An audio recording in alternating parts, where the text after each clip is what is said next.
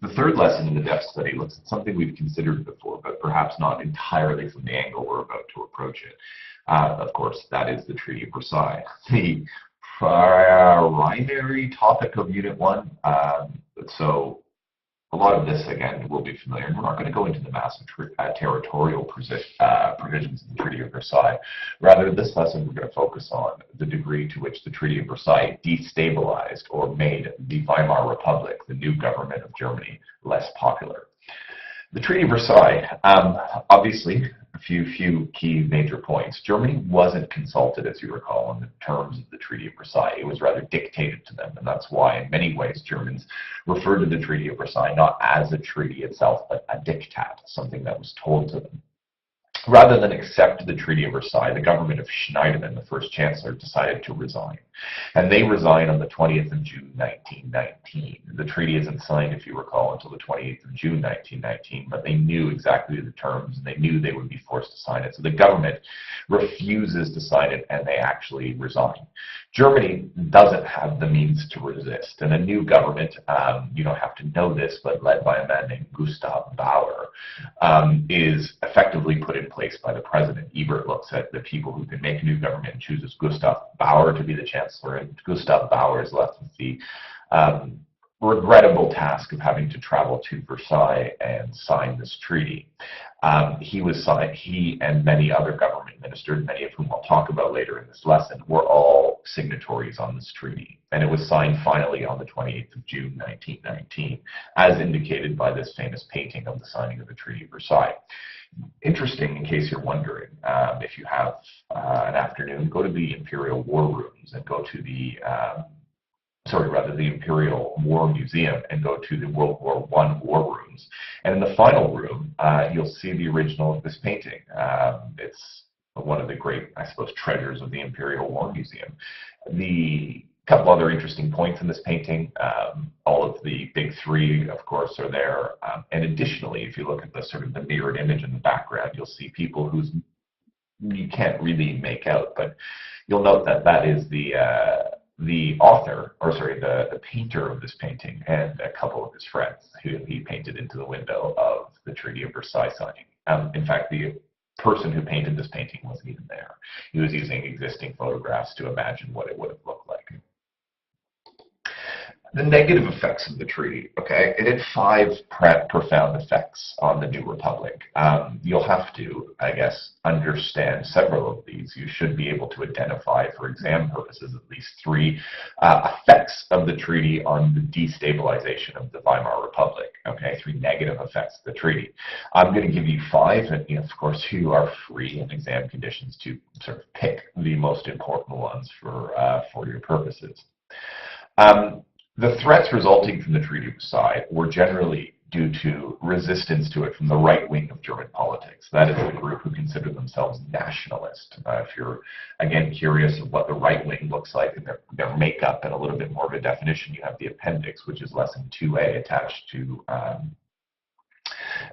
this the previous lesson and in your folder, so you can go in there and take a quick look. But the right wing, again, of course, is that nationalist right. They want either a return of the Kaiser or, in some cases, an army-led dictatorship or just a plain dictatorship. Okay, so the right-wing political groups or individuals are basically, these people have national pride and believe in authoritarian government. They're opposed to communism. The first effect of the Treaty of Versailles is in what's known as myth-making, okay? General Paul von Hindenburg said that the Versailles Treaty was a humiliating diktat, dictated without negotiation, a shameful peace that no one should have signed. And this becomes, of course, a term and as much a myth of the Treaty of Versailles. No, in fact, it was a diktat. They were forced to sign it in many ways, and only forced to sign it insofar as the German army couldn't resist an invasion of Germany in June of 1919. But according to people like Hindenburg and a lot of right-wing politicians and right-wing believers, the treaty was signed by a clique of anti-patriotic, anti-German, left-wing politicians from the socialist and communist parties who are henceforth referred to as the November criminals. And these are the people who had not only signed the treaty but founded the Weimar Republic. These criminals were also to blame, of course, not only for signing the treaty, for stabbing the German army in the back, okay, because they had undermined the ability of Germany to fight on and eventually win World War I. And as we see in the picture on the right, what is a very famous cartoon of the stab in the back theory. You have the chancellor, the one who actually coincidentally didn't sign the Treaty of Versailles, but helped Germany get out of World War I, Philip Schneidemann, proclaiming the Weimar Republic, and behind him you have a number of leading politicians, including Matthias Erzberger, an anti-war politician from the Catholic Center Party. And all of these people who were considered the November criminals, in essence, stabbed Germany in the back. So myth-making becomes a big part of it. To elaborate a little bit more on the concept of November criminals, these theories were pretty useful for the anti-Republican right, the people who were against the Weimar Republic, as they were able to remove themselves, and more importantly, the German military, from any responsibility for the events of 1918, such as losing the war. And they gained popular support due to the common person's resentment of the Treaty of Versailles and all of its provisions. This explains why the votes for anti-Republican right-wing parties such as the DNVP, led by a man named Alfred Hugenberg, increased to 14.9% of the popular vote in June 1920, where they had been barely a blip on the radar in the 1919 elections. And this causes one of the greatest threats to the Republic's legitimacy. The second major threat emanating from the Treaty of Versailles is that of the army. The right wing is strongest in its opposition to the treaty. In particular, the army, which represents a right-wing force within Germany, resented the disarmament clauses that limited the number of troops that the German army could have to 100,000. Many of the discharged soldiers joined the Free Corps, these sort of paramilitary units created by Ebert in consultation with the army to help put down the Spartacus Rising and other communist risings. And they did this to sort of keep their military life going. Well, not only that, because it was all a lot of people knew. You know, most of the people who ended up in the Free Corps, it was their first job. They were drafted into the army at 17 or 18, fought in the war for 3 or 4 years, and returned home with no other skills than killing. And joining the Free Corps was a way of sort of continuing the only thing they knew. Of course, the existence of the Free Corps started to worry the Allies, and the Allies were quick to point out that the Free Corps, even though they weren't traditionally part of the army, should be part of the 100,000 person limit of the German army. And the Allies will request the Weimar government disbanded the Free Corps in the 1920s. This will lead to the first and perhaps the most dangerous of the right-wing rebellions against the Weimar Republic. And this rebellion is known as the Kapp Putsch. It's known as the Kapp Putsch because it was led by a man named Dr. Wolfgang Kapp. Kapp was a right-wing politician. Wolfgang Kapp was also, I believe, a dentist, who at the end of the war was the leader of a Free Corps unit who was disbanded in Berlin in 1920. And his objective in his putsch, or overthrow, and putsch means overthrow, is to overthrow the Weimar Republic and replace it with a nationalist military government. Free Corps units will march on Berlin and take charge of government buildings. The government will ask for support, but it's refused. And as a result, the government will be forced to flee to Dresden.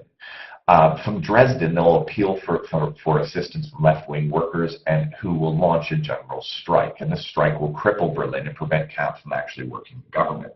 So let me just sort of clarify that, because that might have just overwhelmed you there. The government is threatened by a rebellion of the Free Corps. To save their lives, they run away to Dresden. You recall that the government of the Weimar Republic in 1920 and 1919 is led by a majority socialist Democrats who have the support of working blue-collar people and trade unions. And these people make up hundreds of thousands of the working population of the city of Berlin. The government from Dresden telephones the leaders of the trade unions and says, here's the situation. Germany is about to fall into the hands of a right-wing paramilitary group. This is dangerous for you and the Republic. They will remove your rights. Will you support us in preventing this from happening? And the workers agree. And as a result, Berlin is then gripped by strikes. Hundreds of thousands of people walk out into the streets.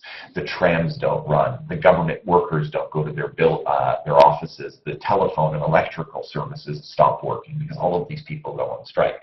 And as a result, Wolfgang Kapp and his putschist, his group, are basically stuck in the government buildings without the ability to do anything. And it becomes very obvious that the strikers aren't going to give in to the Kapp putsch people go away. And fearing for their life and fearing that the government is getting stronger, they eventually give up after a few days. Kapp flees to Sweden. He returns actually to Germany during the Nazi era. The reasons for the failure, I suppose. The general strike will bring about this capital city to a halt, and Kapp has no method to run the government. So in many ways, the government was able to exert a degree of authority, though it was massively destabilized. What is the significance? Well, the government survives, but it had not been able to restore order using its own law enforcing agencies, such as the army. The army didn't support the putsch, but at the same time didn't support the army, and that's why effectively the government has to flee. The government then has to rely on the average individual to preserve it. So what we see again is another example of the government looking very weak, and the real organs of control in this government aren't necessarily available to it. So you have again a weakened Weimar Republic as a consequence here of the Treaty of Versailles. The third thing is something you've talked about again. We're probably aware that the Treaty of Versailles stripped Germany of lots of its land, its resources, its colonies, its navy, and it imposed heavy reparations to the tune of £6.6 billion. The Weimar government argues that this placed an impossible strain on the economy, which was already burdened with things like war debt and the means to create wealth. As a result, in 1923 and 1922, actually, the German government is unable, in fact, it's unwilling to, because it's unable, pay its debts. The French actually think the Germans are bluffing, and there's an argument that they could have been, but there is also an argument that the German government was incredibly cash-strapped. It was completely skint. It was finished in terms of its ability to pay the reparations. And as a result of the French's opinion that they were not fulfilling their treaty obligations, they, with the Belgians, decided to occupy the Ruhr. It was the French and the Belgians, of course, who were receiving the majority of the reparations for rebuilding their countries, and as such, they decided to occupy the the Ruhr Valley, the area of Germany, if you recall, that is the highest industrial output area. And their goal in this was to seize coal in return, or rather to the equivalent of the value of the money that they were owed. This action effectively misfired. It led to a serious economic crisis, and both economic and financial crisis in Germany, which will have spiraling effects towards leading to a hyperinflation. And let me explain how that happens. First, when the German and Belgian troops occupy the Ruhr, the government says, do not work with them. Then they organize a campaign of passive resistance. The German population of the Ruhr Valley refused to work in the mines or accept orders from the occupiers. This leads, of course, to violent conflict between German citizens and French soldiers. And the Germans, the French, actually, that should read, expelled 100,000 people from the Ruhr for not cooperating with them. Since the Ruhr is one of the major wealth-producing regions of Germany, the government revenue fell at a time when it was broke anyway. At the same time, the German government needed more money than ever. The people who had been expelled from the Ruhr needed to be rehomed. They needed to be fed. And the government needed to provide for these people. So the government went into even more debt. To bridge the gap, worried that they're not going to be able to do this, the government resorts in printing money again, which they had done, of course, at the end of the First World War. So already a weakened German currency is further weakened by the fact that they have no other choice than to print money, which will lead to hyperinflation. The value of the money starts to drop incredibly. The currency collapses, and Germans result in bartering for goods and services. The hyperinflation that results from this economic crisis due to the occupation of the Ruhr has its winners and losers. Okay, the winners are the people who own property and owed money on that property because, of course, they could now pay it off quite easily because the loans were in the old money and they just had to pay it back. And so, if you owed 20,000 Reichsmarks and that was one Reichsmark was one Reichsmark, and hyperinflation means that The sort of the Reichsmark then is worth, let's say 10,000 Reichsmarks per one of what it used to be. Your debt basically disappears. So in many places, if you had huge debts, owners of industrial premises, plants and machinery, people who had borrowed lots of money did quite well.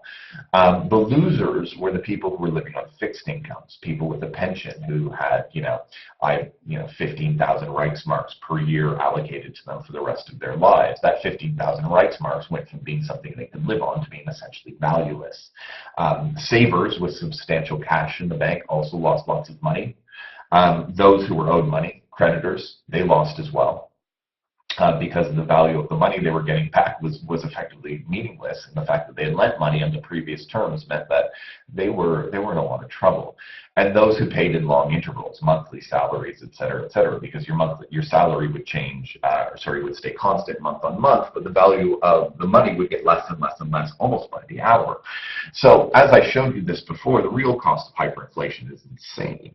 In July 1923, prices in shops start to be typewritten and posted hourly. At 10 a.m., the gramophone record player on the left was worth 5 million Reichsmarks. At 3 p.m., you could buy the same record player for 12 million Reichsmarks. So you can see the spiraling hyperinflation that was happening in Germany. So this isn't just a monthly increase. This is hourly increases or decreases rather, in the value of the money. The Daily Mail here, which cost 35,000 Reichsmarks on the 29th of July, by the next day cost 60,000 Reichsmarks. So it's just massive, massive, massive scale of hyperinflation. And the Weimar government response to all of this was probably the right one, and we'll talk about this in good deal. The government has to respond to this crisis of hyperinflation. Their economy and political system looks like it's about to collapse. But Germany is really saved by the outcome, by the actions of a man named Gustav Stresemann. He will become chancellor eventually, but at this time foreign minister in August of 1923. He comes up with a rescue plan, and Stresemann really saves Germany. His rescue plan has three key features. Passive resistance to the French occupation was to end it, and he needed to restart the economy by forcing the Germans, regardless of the conditions, to go back into the mines. And that way he could have political leverage to maybe convince politically the French to leave. The currency is stabilized because what they do is they destroy the old mark. Okay, they get rid of their old system of currency, and they introduce a new currency called the Rentenmark. And Gustav Stresemann gets American backing for this. He will again, once with this new mark, begin paying reparations in order to get the Allies to leave the Ruhr. And although the plan is highly unpopular because the Germans don't want to work with the Allies, they blame them entirely for this situation. It ends the crisis, and it paves the way in many ways for a new political and economic recovery. We'll come to that in a later lesson. The fourth reason is that the support for democracy declines. From June of 1920 onwards, the next election after the Treaty of Versailles, which takes place 1 year later, the support for parties that believe that democracy is the best way forward starts to decline. In fact, if you look at it, from 1920 onwards, parties which want Germany to be a democracy poll, in total, combined, less than 50% of the vote. It would never again increase above 50%. In in January of 1919, Germans voted overwhelmingly in favor of parties that favored democracy. After the signing of the Treaty of Versailles, they would never vote more than 50% in favor of democracy again. And I can leave you to read this because I just want to advance to the last slide. The last reason that the Treaty of Versailles, the last thing that the Treaty of Versailles did was it led to a wave of political violence from the right wing. Not only the cat putsch, but through organizations, the most notable of which is called the Consul organizations. The events of the cat putsch convinced many people on the right that the Republic was effectively propped up by communists and trade unionists. Therefore, they started to join secret organizations. These secret organizations were dedicated to a campaign of intimidation and violence, hoping to bring down the Republic. The most dangerous and violent of these organizations was a group called the Consul organizations. And these violent organizations prop up, no, actually, coincidentally, both on the left and the right, but by far the worst was on the right. 376 murders take place, and that's not in total of Germany. It's 376 murders of political officials in the Weimar Republic take place, and 354 of these are carried out by members of right-wing organizations like the Consul Republic. And the fact is that the assassinations are big names. Now, here are a couple examples. The leader of the USPD, the Communist Party, one of the communist parties in Germany, a man named Karl Gerisch, is murdered in the summer of 1921, as is Matthias Erzberger, the leader of the Catholic Center Party, who was also a signatory of this Treaty of Versailles. And you remember looking at the picture of Matthias Erzberger in that cartoon of the stab in the back. He was assassinated in the summer of 1921 by the Consul organization. In June of 1922, perhaps the most notable assassination takes place, because it's notable for the fact that this isn't probably the highest ranking official in the Weimar Republic who is assassinated at this time, and that man is Walter Rathenau. Rathenau was a signatory of the Treaty of Versailles as well. He was the sort of ideal person on which the right could project their hatred of just about everything to do with the left wing. Rathenau was Jewish. Rathenau had signed the Treaty of Versailles. Rathenau was a member of the Social Democratic left-wing party that had taken power at the end of 1918. He was, in effect, one of the November criminals. And for years, or for a few years until his eventual assassination, people would march through the streets, and these right-wing organizations would interrupt political meetings saying things like, "Shoot down Walter Rathenau, that goddamn son of a Jewish sow." And eventually, it is the Consul organization who does just that. And they murder Walter Rathenau in June of 1922. All of these five things together lead to a situation between 1919 and 1923 where the Weimar Republic is inherently destabilized. The Constitution had fatal flaws, but not most importantly, it was the Treaty of Versailles and the consequences of, which lead to the destabilization of the Weimar Republic in the years 1919 to 23. And if you're asked, and if you're wondering, the greatest threat to the Weimar Republic was the actions of right-wing organizations. Some examples include the Cap Putsch, the assassinations by groups like the Consul organization. These are the true threats. Now, everybody is affected by things like the economic crisis and hyperinflation, but really the most direct, effective challenge are from the right wing. And we see when the right wing acts, the army doesn't support the government. And that's an important point. It's an incredibly destabilizing thing. So lots of things to consider this lesson. Of course, we'll drill down deeper in class. And if you have any questions, I know I covered a lot of ground here. Don't hesitate to ask, because we do have to know this stuff. You'll have to know about all of this stuff. This is quite an important lesson. But at the same time, though it can seem overwhelming, it will, trust me, make a lot of sense to you when we look down the road and see what consequences all of this has.